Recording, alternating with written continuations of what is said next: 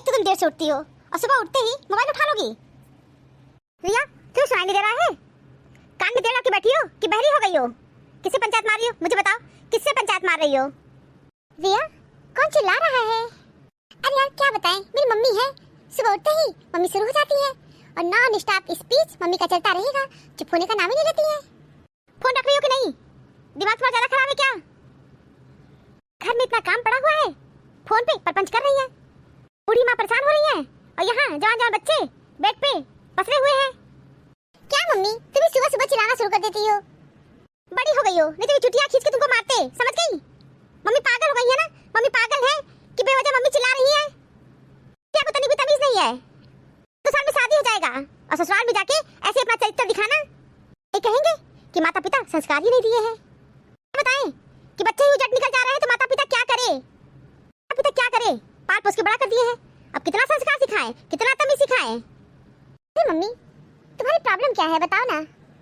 बेटिया सबसे बड़ी प्रॉब्लम तो तुम हो, तुम मेरे लिए सबसे बड़ी प्रॉब्लम हो, समझ गई? सुबह उठ करके चाय पानी नाश्ता बनाया जाता है तो बेड पर से अभी तुम उतरी नहीं हो, अब पूछ रही हो और कह रही हो कि मम्मी प्रॉब्लम क्या है?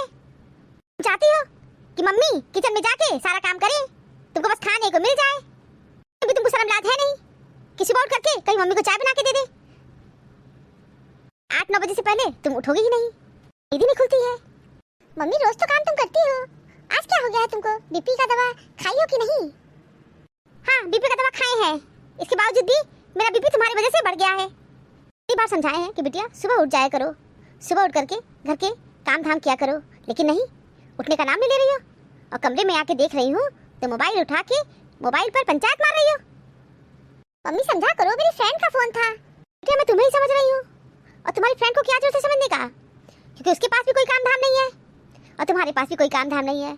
जब दोनों के पास कोई काम धाम नहीं है तो दोनों फोन पे परपंच ही तो करेंगे और तुम परपंच कर रही हो।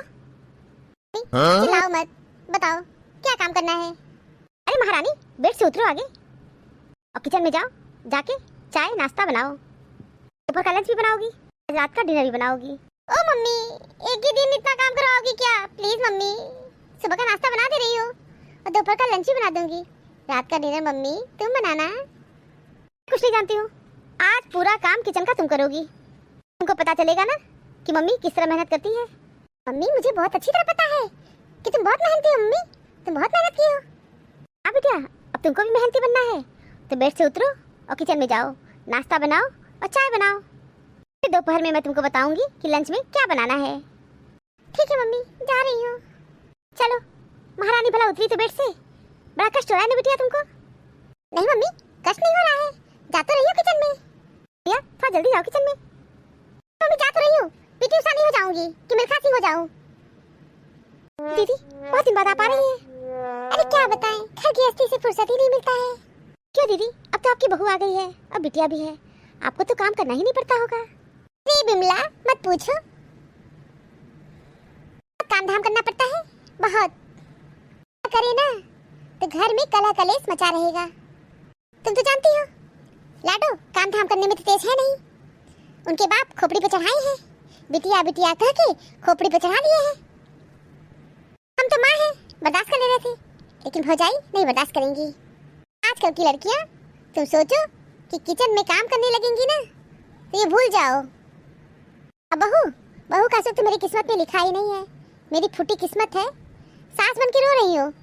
बल्कि जब बहू थी ना तब मेरा जीवन अच्छा था, पहले का जमाना था कि बहू ही दुखी रहती थी, अब सास दुखी है क्योंकि अब की बहुएं किचन में काम ही नहीं करना चाहती हैं। क्या गरज है, किचन में जाना ही पड़ेगा, सब देखते हैं करवाते हैं।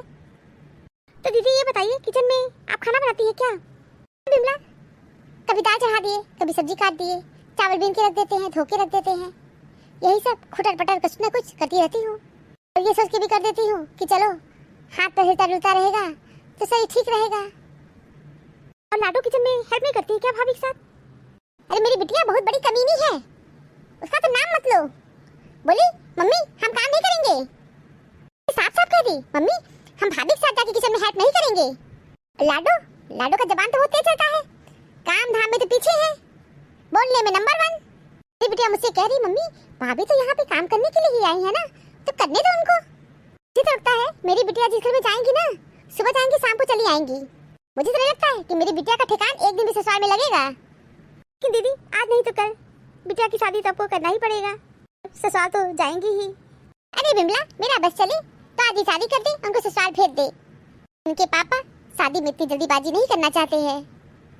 मैं कहती हूँ तो मुझसे झगड़ पड़ते हैं, बोलते तुमको क्या परेशानी है, मेरी बिटिया है मेरे पास रहेगी, तुमको क्या दिक्कत है। वैसे ढूंढ रहे हैं शादी तो हम भी चाहते हैं शादी अच्छी मिलेगी तभी करेंगे।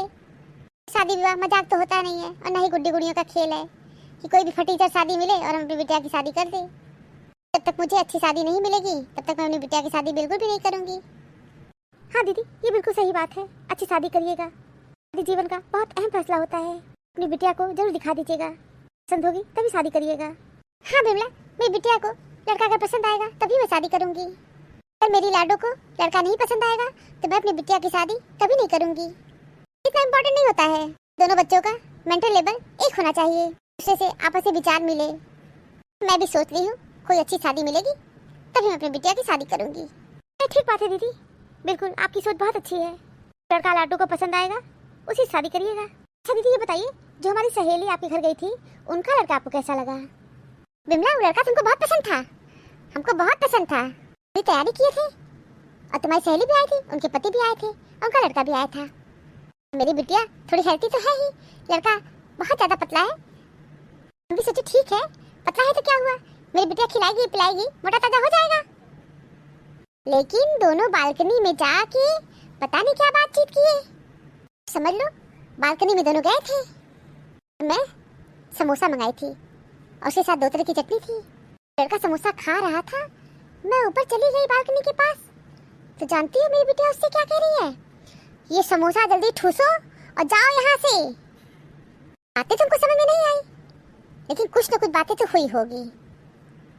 भी बताओ बिमला क्या इस तरह कोई बोलता है क्या कि समोसा ठूसो और जाओ यहाँ से। तो हमारी बिटिया को तमीज है, बोलने की तमीज नहीं है।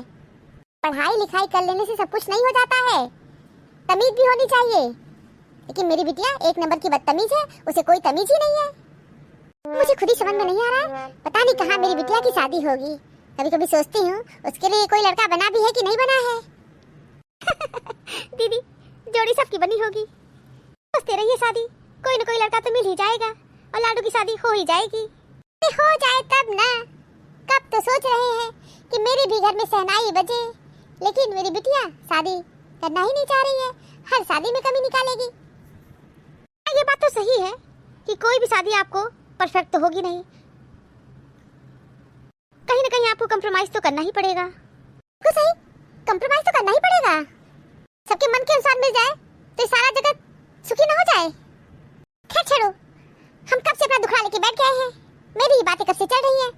अपने घर का हाल बताओ, तुम्हारी बिटिया कैसी है, क्या कैसी है। दीदी मेरी बिटिया भी आपकी बिटिया से कम नहीं है, मुँह से गुणगान करें कोई गुण सहूर नहीं है मेरी बिटिया में। किचन में जाना ही नहीं चाहती है, किचन ठूसने को चाहिए लेकिन किचन में जाना नहीं चाहती।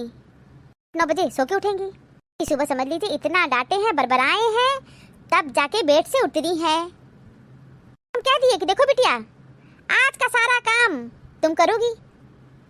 फिर कह रही है मेरी बिटिया कि मम्मी मैं नाश्ता बना दूंगी, दोपहर का लंच बना दूंगी, रात का डिनर मैं नहीं बनाऊंगी। साफ साफ कह दी आज तुम पूरा काम करोगी और तुमको करना पड़ेगा। कभी कभी तो लगता है ना कि जैसे हम ही अपनी लड़की को बिगाड़े हैं, बिटिया कह के खोपड़ी पर चढ़ा लिए। बिटिया मेरा कहानी सुन रही है, दीदी कभी कभी हमको खुद पे गुस्सा आता है कि थाली परोस परोस के हम ही देते थे, अब कोई काम कह रहे हैं तो मेरी बिटिया को बहुत आचा रहा है, करना नहीं चाह रही है। और दीदी सच पूछे तो अब हमसे भी काम इतना नहीं होता है, बुढ़ापे भी बुढ़ापा रहा है, अब हम लोग को जवानी थोड़ी ना चढ़ी है कि पीटी उषा की तरह दौड़ दौड़ के किचन में काम करेंगे। लेकिन दुख की बात तो ये है कि अपने ही बच्चे नहीं समझते हैं, किससे कहने जाएं, लोग यही कहेंगे माँ तभी सिखाई ही नहीं है। अब कैसे बताएं लोगों को कि माता पिता चाहते हैं क्या कि उनके बच्चे बिगड़ जाएं, कोई तमीज न सीखे, कोई संस्कार न सीखे। हर माता पिता चाहते हैं कि उनके बच्चे संस्कारी बने, लेकिन मेरी लड़की संस्कारी है ही नहीं, नंबर की कमीनी है, कमीनी दुष्ट है, मेरा कोई कहना नहीं सुनती है ना। तुम ठीक करती हो, रिया से काम करवाया करो, रोज रोज काम करवाओगी ना तो सीख जाएंगी, क्यों बरबराई हो। दीदी लेकिन बच्चों में भी तो तमीज होना चाहिए, अपने मन से उनको खुद अपनी जिम्मेदारी समझना चाहिए, लेकिन आजकल के बच्चे अपनी जिम्मेदारी नहीं समझते हैं। माता पिता इतने मोह माया में पड़े रहते हैं कि बच्चों की इच्छा अनुसार, उनके मन के अनुसार सब कुछ करते रहते हैं। बच्चे उसी का फायदा उठाते हैं। क्या करोगी? हम लोग यही कह सकते हैं, जमाना बदल गया है। जमाना बदलता है कि हम लोग बदलते हैं, भगवान जाने। बिल्कुल ठीक कह रही हो। रोज रोज काम अपनी बिटिया से करवाओ। काम करेंगी ना तो उनकी आदत पड़ जाएगी। प्रतिदिन काम करवाना, कुछ न कुछ काम उनसे करवाया करो प्रतिदिन, क्योंकि भोजन तो हम लोग प्रतिदिन करते हैं ना, तो काम भी प्रतिदिन करना पड़ेगा। हाँ दीदी, सोच लिए हैं, काम तो उनसे रोज करवाऊंगी। चाहे जो भी हो जाए, काम तो प्रिया को किचन में करना ही पड़ेगा। घंटा 2 घंटा का काम रहता है, लेकिन बच्चे करना नहीं चाहते हैं।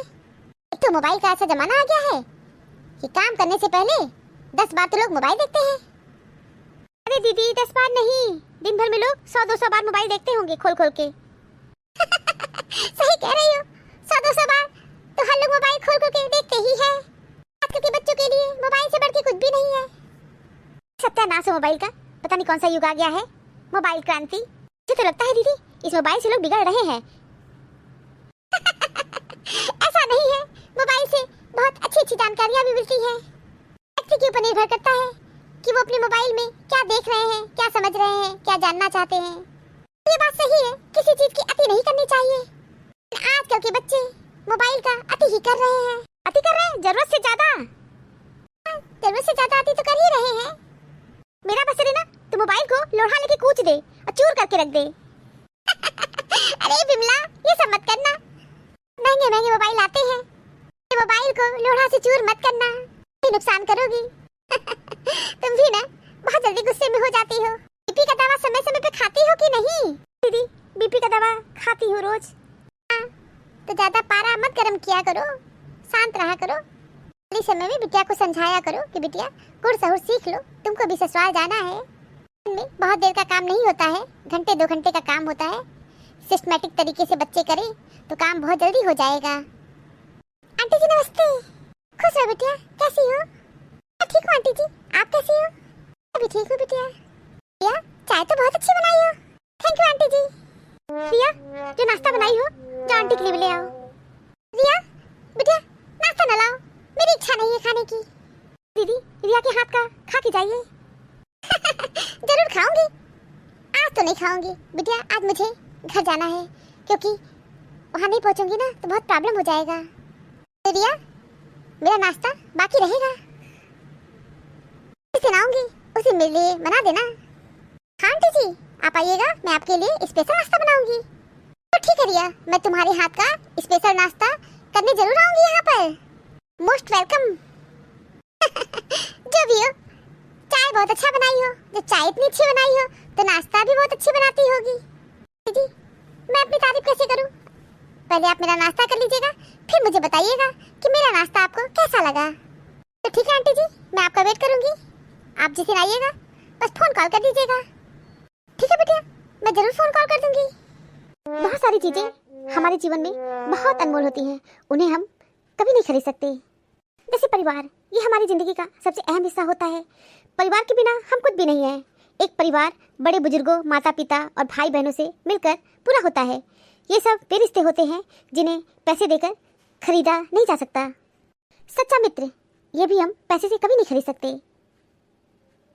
हमारा बेस्ट फ्रेंड वो होता है जिसे हम अपनी लाइफ में होने वाली सारी बातें शेयर करते हैं, उससे हम कुछ भी नहीं छिपा पाते। बेस्ट फ्रेंड वो होता है जो हमसे सबसे ज़्यादा लड़ता है और प्यार भी सबसे ज़्यादा वही करता है। ये दोस्ती का एक ऐसा रिश्ता होता है जिसे हम पैसे देकर नहीं खरीद सकते।